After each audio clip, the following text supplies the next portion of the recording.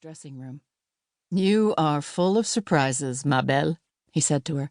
"Even I can never count upon how you are going to act under given conditions." He kissed her and turned to fasten his cravat before the mirror. "Here you are," he went on, "taking poor Gouvernail seriously and making a commotion over him. The last thing he would desire or expect." "Commotion?" she hotly resented. "Nonsense! How can you say such a thing? Commotion, indeed! But you said he was clever." "So he is. But the poor fellow is run down by overwork now. That's why I asked him here to take a rest." "You used to say he was a man of ideas," she retorted, unconciliated. "I expected him to be interesting, at least. I'm going to the city in the morning to have my spring gowns fitted. Let me know when Mr. Gouvernail is gone.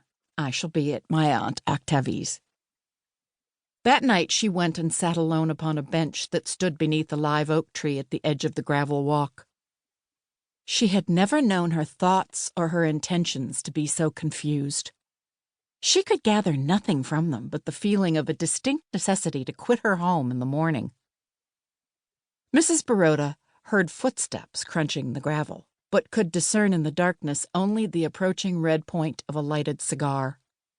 She knew it was Gouvernail, for her husband did not smoke. She hoped to remain unnoticed, but her white gown revealed her to him. He threw away his cigar and seated himself upon the bench beside her, without a suspicion that she might object to his presence.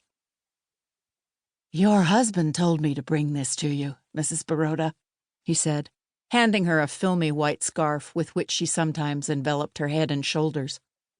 She accepted the scarf from him with a murmur of thanks and let it lie in her lap.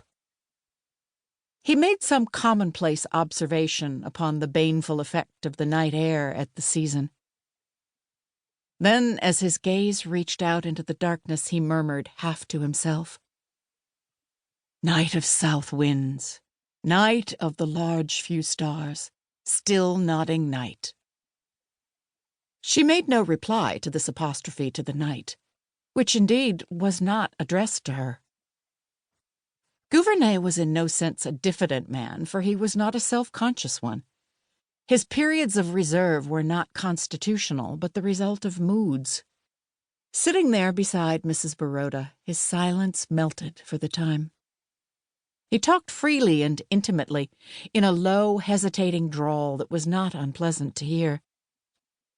He talked of the old college days when he and Gaston had been a good deal to each other, of the days of keen and blind ambitions and large intentions.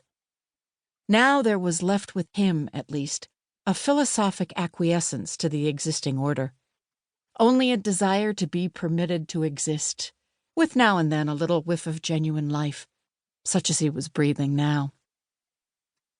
Her mind only vaguely grasped what he was saying.